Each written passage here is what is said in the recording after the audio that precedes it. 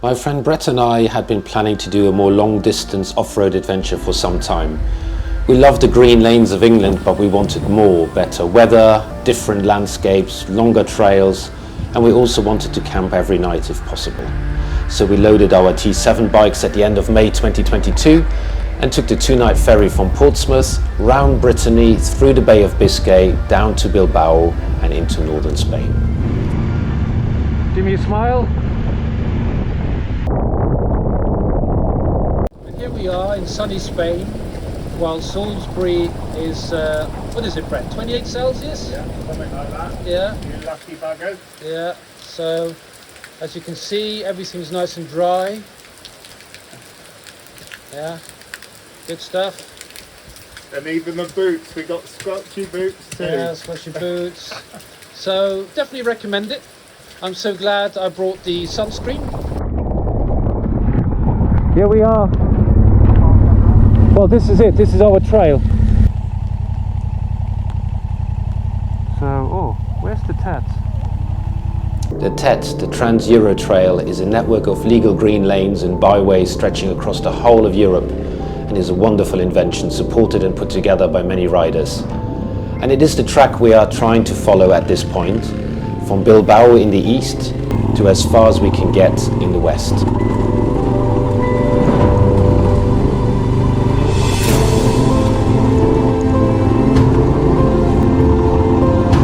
TET goes inland and into the mountains straight after leaving the ferry.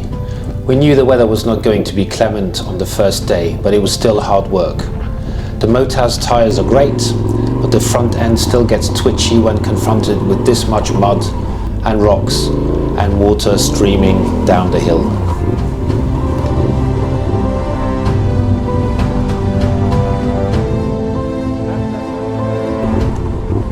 Okay.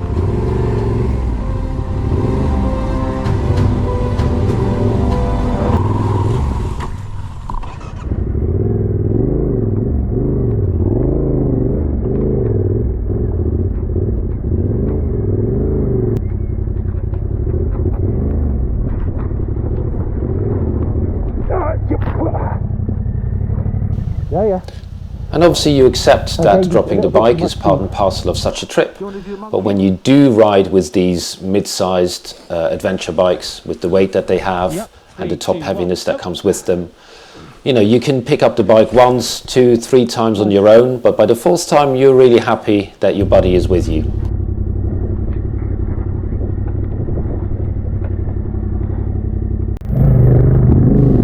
And once you're over that bit, the steep downhills, the steep uphills, the mud holes, and it starts to flow a little, suddenly the rain doesn't matter, and you find a little bit of grip until you know, you get caught out by the next obstacle and you do some more learning.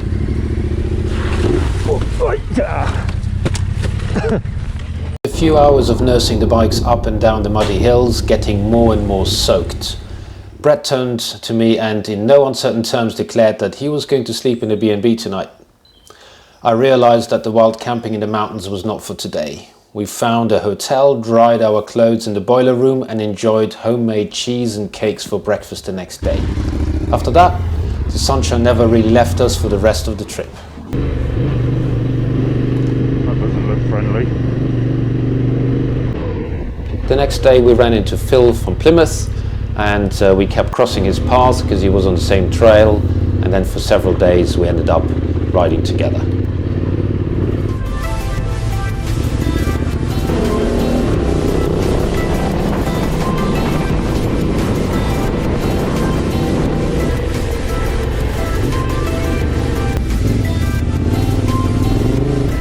And although the rains had stopped, there was still mud in a lot of places, making for very interesting riding.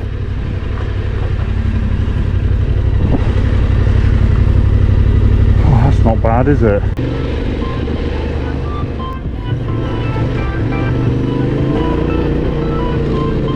Yeah, it definitely says left.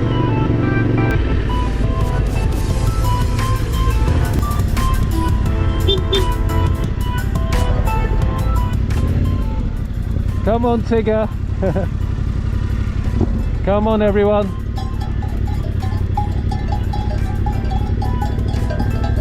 Here here we go. This might need a little bit of welly.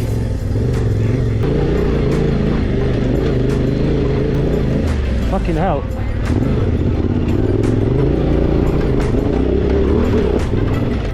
Bloody hell.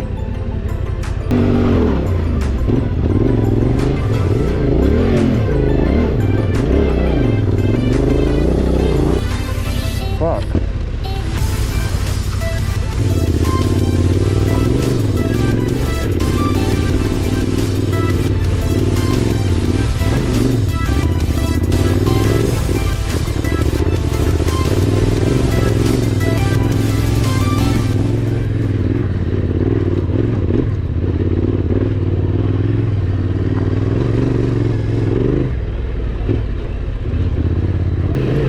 And then you get to the mountain tops and you can see how open the countryside is, and you really do feel like you are on top of the world. While we were up there, we saw eagles gliding lower down in the valley. Amazing. Now this is very much what I've been waiting for. Oh yeah, baby.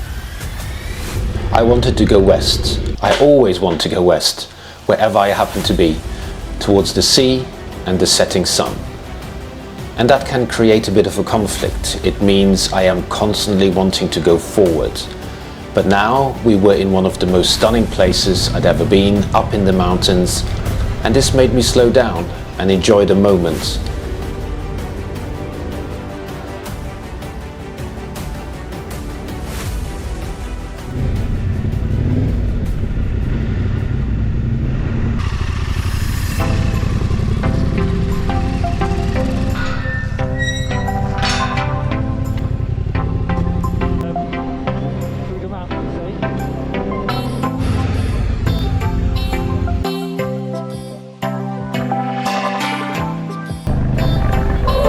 The moment we nearly lost Brett. The farmer's boy was well across the whole lane, just like an Englishman on a European holiday. Luckily, we were both well tucked in on our side, and so the driver only nicked Brett's knee. The biggest dangers lurk on tarmac. Although later on in our journey I was going to learn that the opposite can also be true. We wanted adventure, and we got it.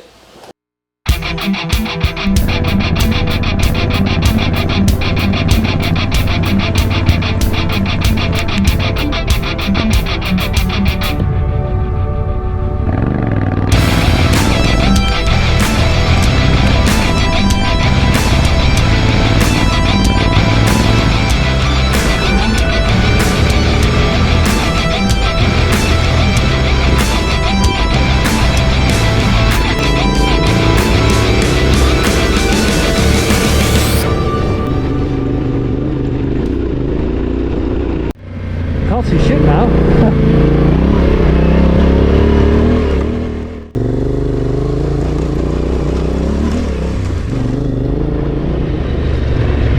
How weird, it just opens out like that. It's amazing, isn't it?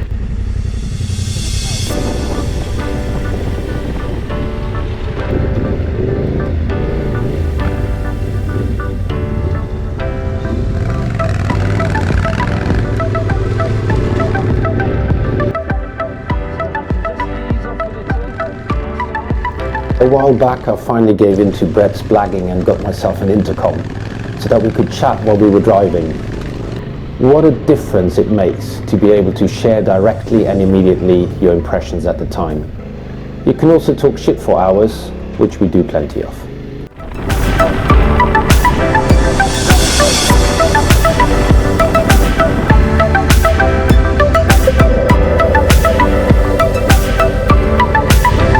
ABS. Always the bloody ABS. When driving off-road, you really need to switch off your ABS. This is highly recommended so that you don't hurtle down a mountain and then get caught out by your own ABS. Modern bikes switch this back on automatically each time you restart the engine. A real pain in the bum.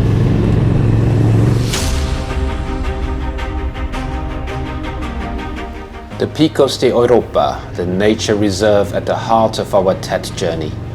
There is one single legal trail which leads right through it. a highlight of our trip which we'll never forget and had been looking forward to for months.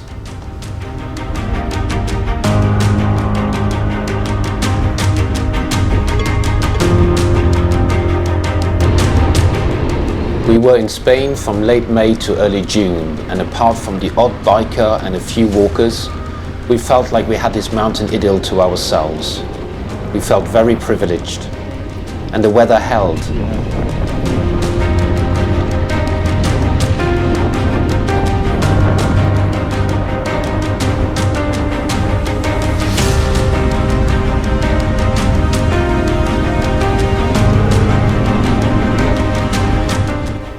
Depending on which country you are in and which specific TET trail you select, it can get a bit roady.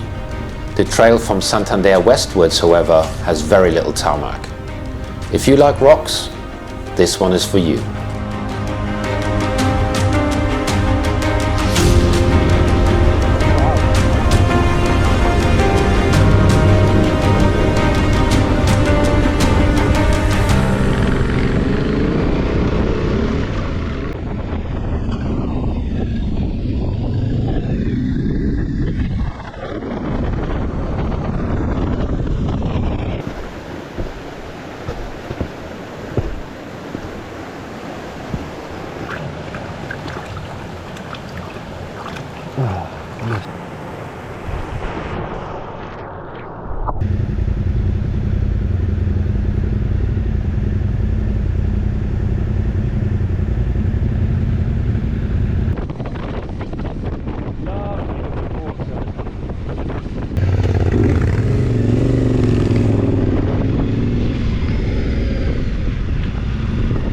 Yep, awesome.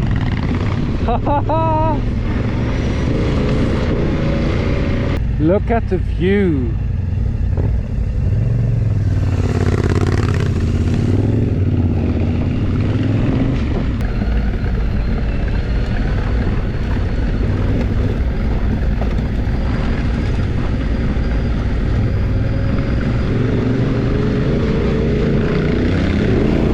Although we had planned to camp wild quite a few times, we always happened to be in a valley next to a campsite in the evenings, with cold drinks, showers, and even one with a pool.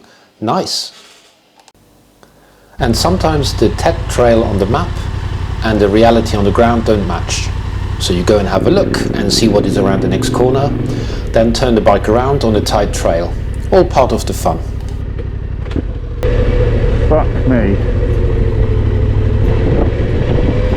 Oh, this is fucking horrible. And this is why it takes so long to cover any distance, because you're up the mountain, down the mountain, up the mountain, down the mountain, and then you need to stop for a breather. And by the end of an hour or two, you may have done 5-10 miles on the map.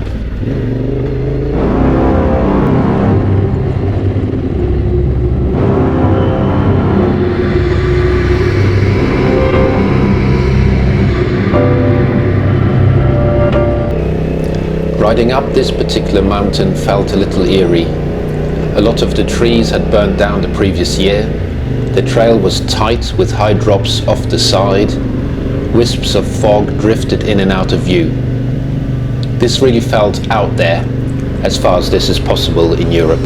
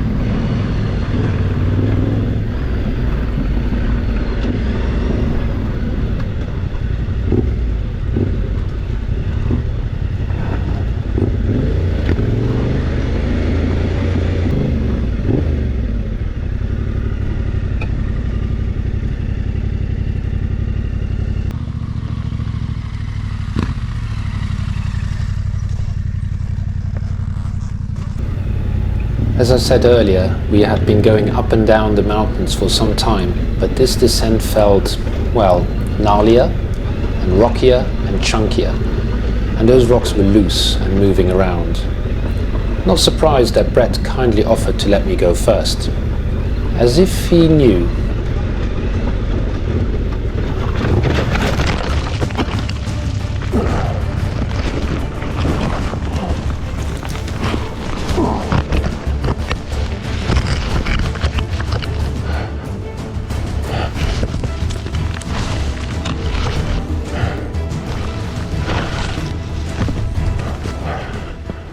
I'm okay. Stay there. I need to find grip. Ready? Yeah.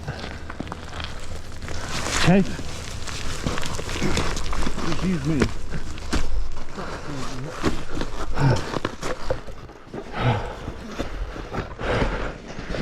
You alright? I was more concerned about you. Did you also fall? Sorry? Did you also drop it? I tried to put it on the side stand and it just sunk. Okay. Well, just a little graze. Still here.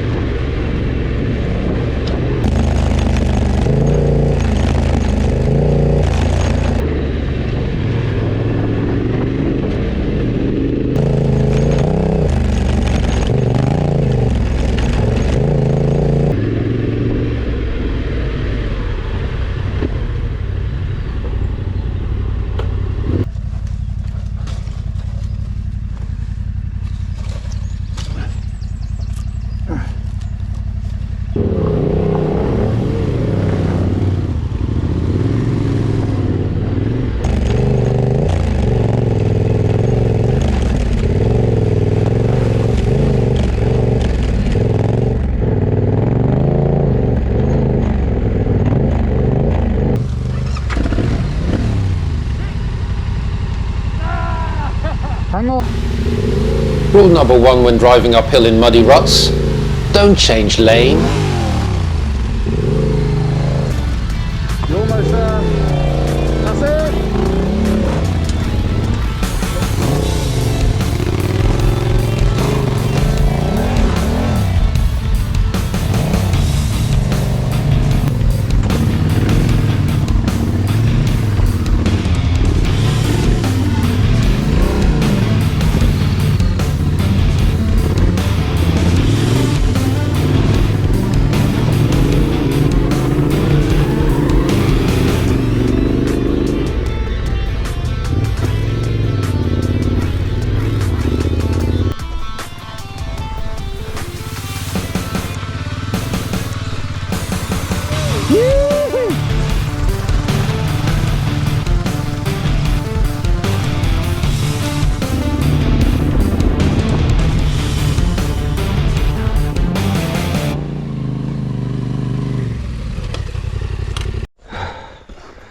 Found my beloved shades.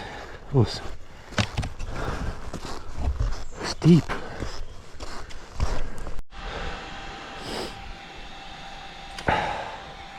Interesting. Slippy. Yeah. A lot of the TET trails are generally 4x4 tracks, but every once in a while you get to one which is definitely a single track, and if that track hasn't been walked or driven for a while, you can't see the ground and you can't see where it's going.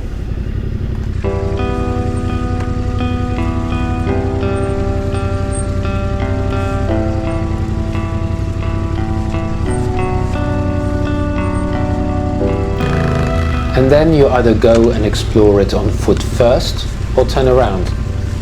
We decided to go for the third option and just drive straight into it and see where it was going to lead us, if anywhere at all.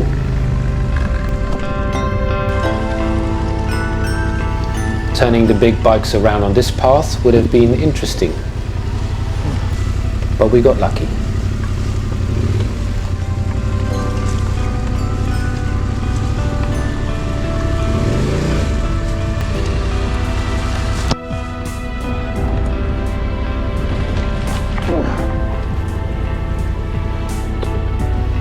What we didn't know at this point was how much we were going to have to work for our luck.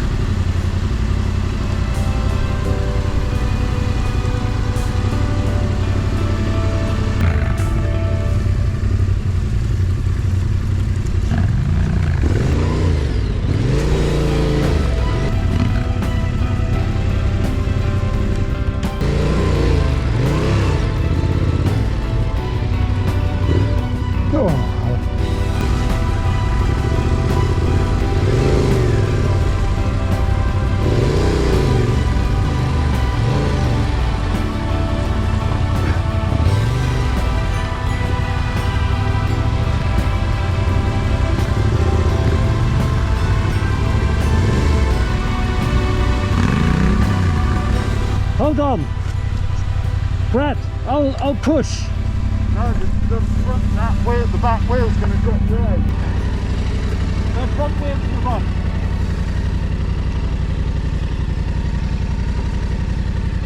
Hey, that's the one. You good, mate? You're through.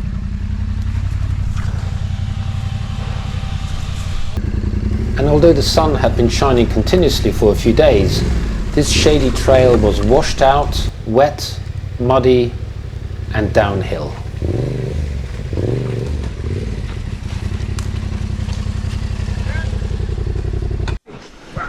Let me put my back wheel ready. Well,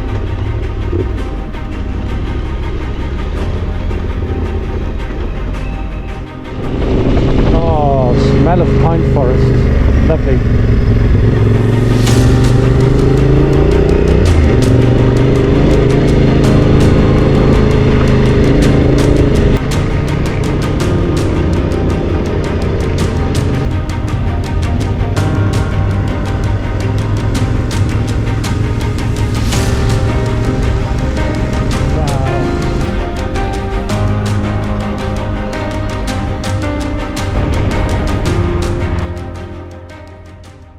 It was pre-holiday season in Spain, so the campsites were rather empty and the G&Ts were huge and plentiful. Happy days.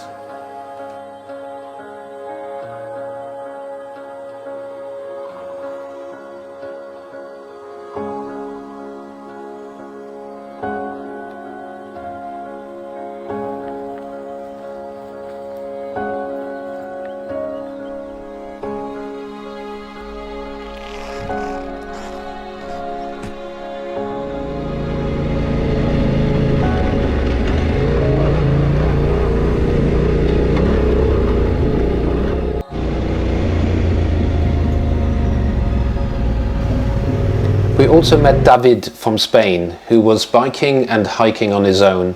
When Brett realized he had totally used up his rear brake pads on the downhills, David kindly took us to a Yamaha dealer and even swapped them over for him. He then joined us and we rode on together for the next 2 days.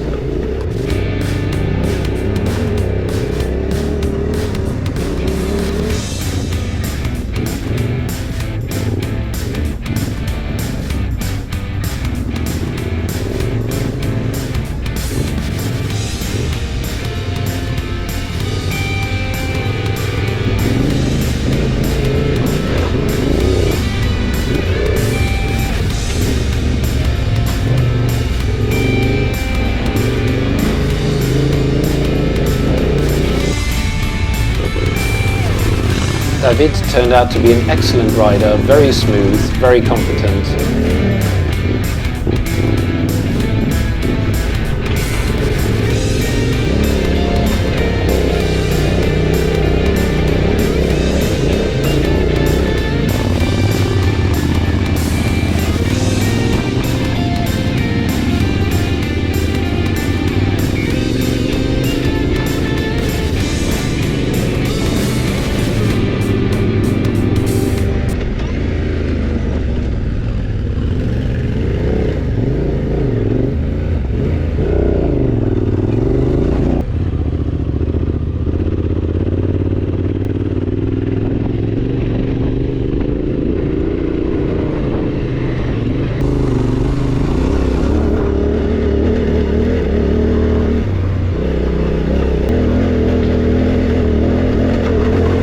This was in the later afternoon and the tiredness had got to me. The uphill was steeper than it looks on the video. Driving mistakes were made and the bike just got really heavy. A few lessons learned, but at the time it just felt like failure.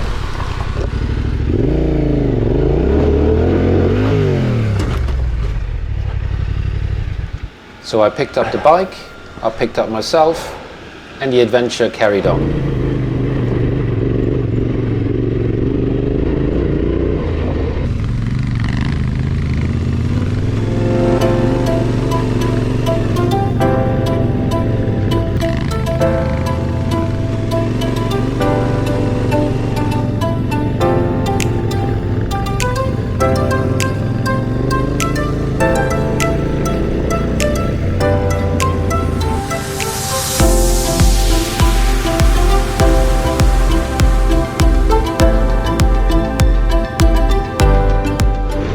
David kindly let me try out his motorbike, which has had a full suspension upgrade front and rear. And what a difference that made to the ride. So much more precise and a lot less bouncy. If you're looking at the bike in front of me here, that is David riding my Teneres, and you can see how much it bounces in every little pothole. Something to think about for the future.